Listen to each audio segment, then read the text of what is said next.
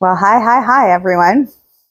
Today, just wanted to share something. You know how exhausting it is being a human being on this planet? It really is really exhausting, but I'll give you a tip. I'll show you exactly how to not feel as exhausted being a human being. So just come with me on my couch again and let's cozy up together. Here I go. Oi. So let's pull this camera closer so that you can actually see me. Okay, so let's start this conversation. I'll get this fabulous pillow to lean on. So it's super exhausting being a human being, and especially a human being that is trying to feel better about their lives, taking these courses, self-help, evolving, running around, doing a million things to feel fulfilled, right? To feel better about themselves. And I remember like how tough it was being a human being. Not saying that it isn't still tough, but nowhere as tough as it used to be. So it was really tough being a human being because we're like everywhere all the time. If we're either in social events, family events, trying to get this thing, trying to be successful, trying to find a partner, trying to have children, trying to be good this and good that and good employees and good partners and good parents and like it's really and good daughters and good sons and whatever it is, like we're like always doing and I feel like that whole doing version of most of my life, even in the self-help department, even in like going and trying to discover who you are so that you can find that inner peace, to only discover that it's an endless pit, that it's just endless. It's like there's nowhere that you can find that aha moment, or now I get it, or that doesn't happen, right? Because the more you dig, the more you find, the more confused you get, the more you want to find answers. And that's just the way life is. It keeps expanding. So if you're a curious person, curiosity will be part of your life adventure, right? If you are someone who likes to solve problems will show up to you so that you can solve them. If you are someone who is more peace-based, looking for peace, you're going to be looking for peace most of your life. So therefore, you're still moving towards looking for peace. So if you're looking for yourself, and that's the most exhausting part, you're looking for your identity. You're probably like, okay, I'm a mom. I'm the best mom. And that's still not fulfilling because you've still got the guilt and shame in the background being like, well, you are not really the best mom. You're doing what your mom did, or now you're doing the polar opposite of what your mom did, or you're judging others like, oh, she's such a bad mom, right? I wouldn't do that. So there's that thing happening, right? And you're trying to live up to this thing, or you're trying to live up to, you're finding your identity with work. Like, is it a 9-to-5 job? Is it this career path? Is it that? And you're certifying yourself left, right, and center. Oh, is it a healer? Is it working alone, entrepreneur, blah, blah, blah, making millions? Like you're still finding that out.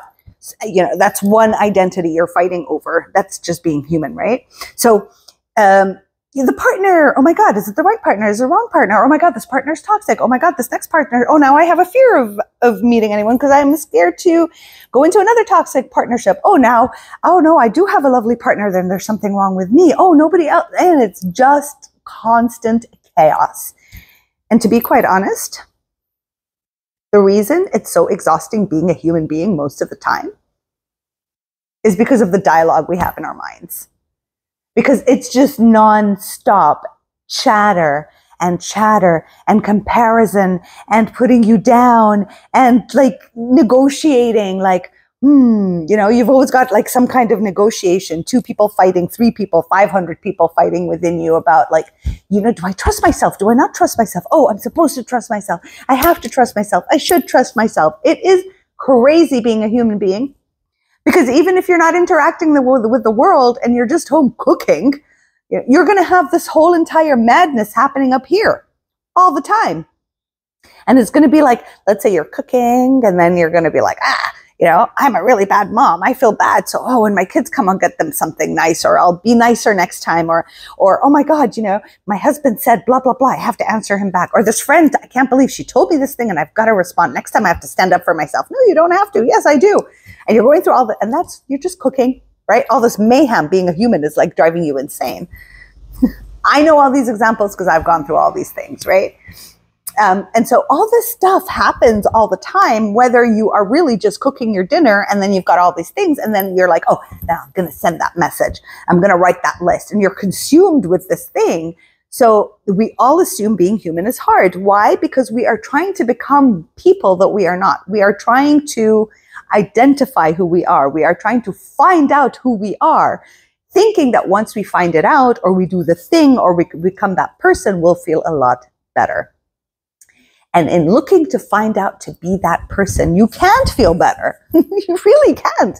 Because if you're constantly going to look for who you're meant to be or who you should be to feel happier, then what you're doing is, this is your purpose. Your purpose has become to constantly search for who you need to be in the workforce, as a wife, as a mom, as a this, because you're never just satisfied with the way you are, whatever way that is, right? And the minute you're satisfied with how you're like, who you are, and this is you internally. It's not like parroting to your friends, being like, I'm so comfortable and satisfied with my life, right? Everybody likes to show off that they found the thing, that they're the most satisfied. Like, oh no, I don't have that chatter anymore. Me and myself together are so blessed. I compliment myself 24 hours a day. I'm like, that is bull, completely bull. Because if it were true, you would never share it with the world, not because you don't want to, just because it becomes irrelevant.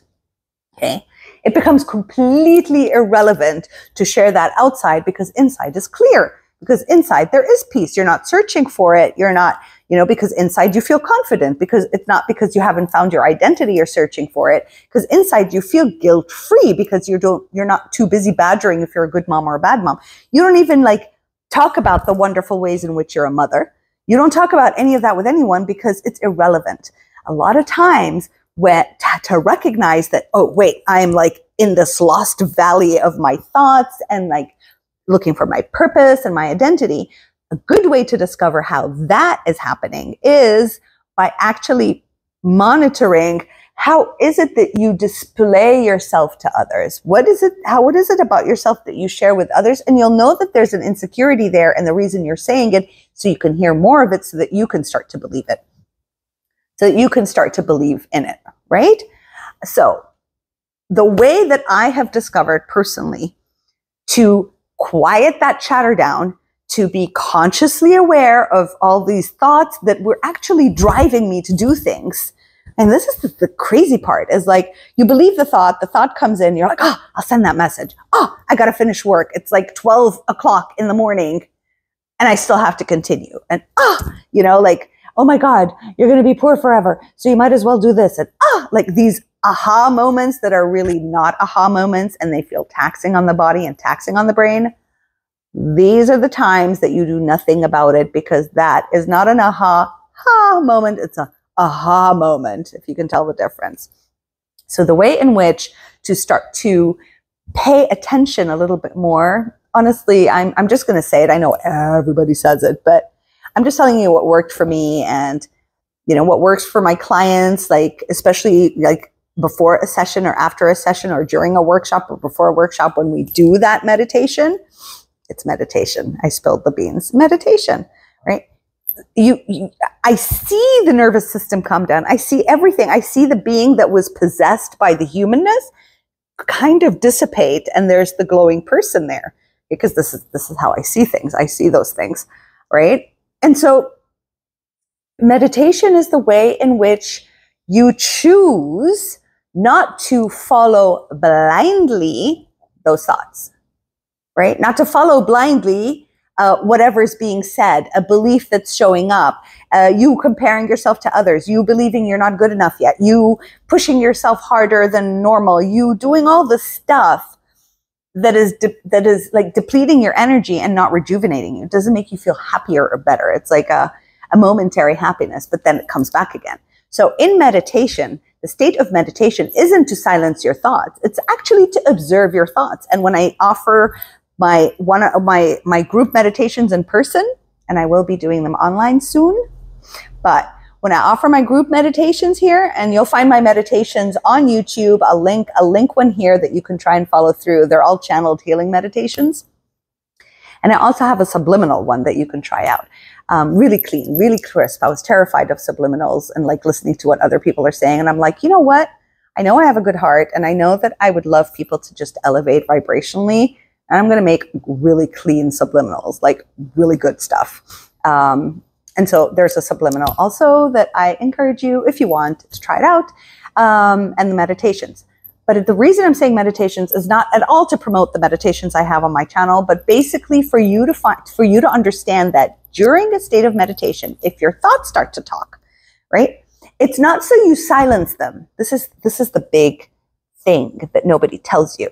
And this is the thing that really allowed me over 5 years ago to actually start meditating, which is the only thing you're meant to do is become the conscious awareness that you're thinking. So you become aware, oh my God, look at all these thoughts. Wow.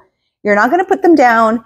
You're not going to make them feel like shit. You're not going to do anything like that. You're basically just going to allow yourself to observe that version of you. That's all you're going to do. That's what actually helps, darlings.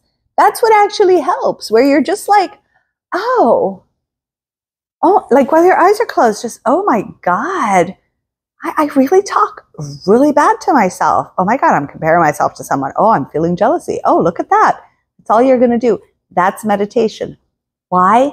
And you do this daily, even for 10 minutes. Like, I don't say 5 minutes because it takes 5 minutes to settle into it. You need at least 10 minutes, 10 minutes of meditation, 15, 20. I love staying longer, but you just do that where all of a sudden you're like the observer of your thoughts. Now, this is how you can break free of having a difficult human time, because being human, the difficulty is in our thoughts and in our interpretations of the world around us and what others are doing, and comparing myself to everything and everyone all the time. And the interpretation and the comparison is usually not very nice to me, right? And not very nice to you. I have thousands of clients. I don't hear any of their beliefs being like, you are amazing, you go for it, or they wouldn't be with me in a session to release them, right? So most people have, oh, look, nobody cares about you, nobody loves you, oh, look, nobody, whatever, all the stuff, right? And those are the ones you want to start paying attention to. And why do you want to pay attention to them? It's really important so that you stop believing them. When you start, what you're going to come to realize is they're the same thoughts you've had for years. It's not something new, right? It's just a program. It's a repetition. It's play, rewind, play, rewind, play, rewind. They're not the same thing, and they're all pretty mean. Our thoughts are pretty mean. And when you start to believe that and move in your life, believing them to be true and taking action according to them being true, what happens is it becomes exhausting to be a human being. It feels exhausting to be a human being. So meditation. Second suggestion is breathing. As often as you possibly can, for a split second, you're just like, and with a sound, oh, I already felt that. Try it out with me here.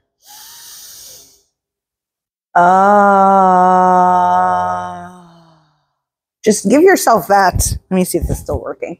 Just give yourself that opportunity. 3 breaths in the middle of the day, anytime that you feel like you've been consumed and you're trusting this and you're about to take action, do that breath. What? You want to also hear your sound come out. If you're an auditory, you want to hear that sound come out. That is a sound of relief. Okay? So then your thoughts are like, wait a minute, there's a sound of relief. So there's no coherency now. I'm not clenched. I'm not in a flight or fight or freeze state. My nervous system isn't hiked up. My sound has I have just voiced to myself in a vibration, to my ears, to my being, that, hey, there's relief. If I have relief, that means I'm safe. If I'm safe, that means everything is fine. And whatever nonsense was being shared with me, between me and me, starts to subside. That's another way you can do it, okay? And then maybe a third way in which you can do this, which is really cool, is start to wiggle. Just wiggle.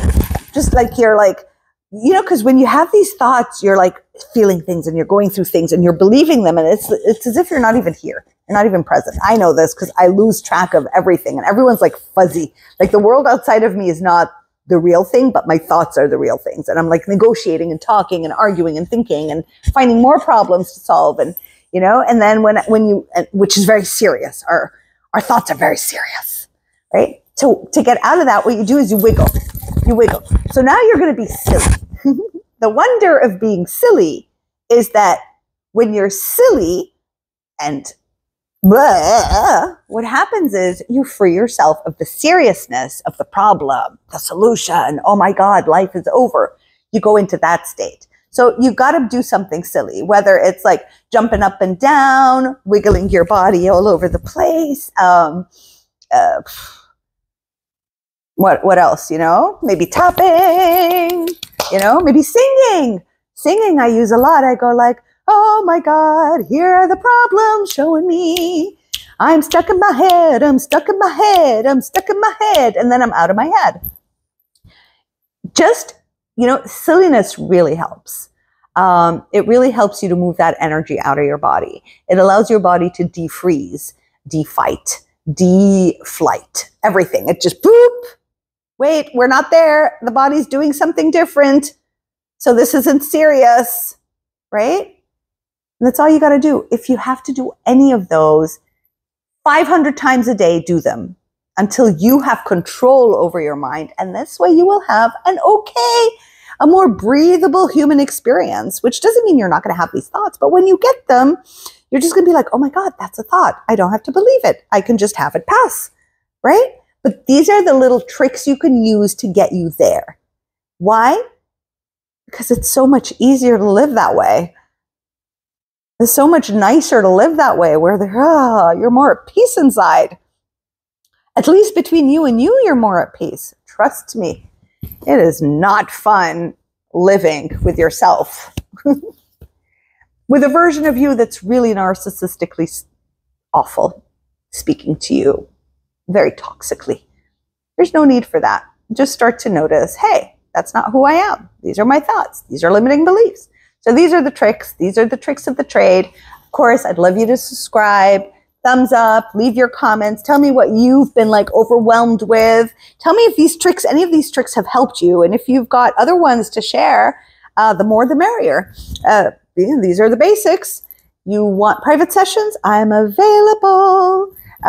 Might be a bit of a waiting list, but I'm available. You can have private sessions with me. You can also get on to my Expand with Mel and Rain podcast, where we debunk a lot of stuff. I end up channeling information there. And me and Mel, like, we start to debunk certain things in the spiritual world and anything practically. And if you've got questions that you want answers for, leave them here. You can go to Expand with Mel and Rain. I'll leave you the link in the description for you to be able to actually watch one of our episodes. And anyway, have a beautiful day. Thank you for coming on board and watching. And use these 3 tools that I just offered you. And trust me, I had nothing planned before saying this. So whatever tools I just shared with you were divinely inspired right now. So for whoever is watching, these tools are gift for you. I also have a freebie at the bottom if you want to grab that. I think these 11 questions are of great value to you. I also really encourage you to go to Expand with Mel and Rain. Take care of yourselves. I'll leave the links to the meditations also in the description if you feel like trying them out and seeing how it makes you feel. Take care. Bye.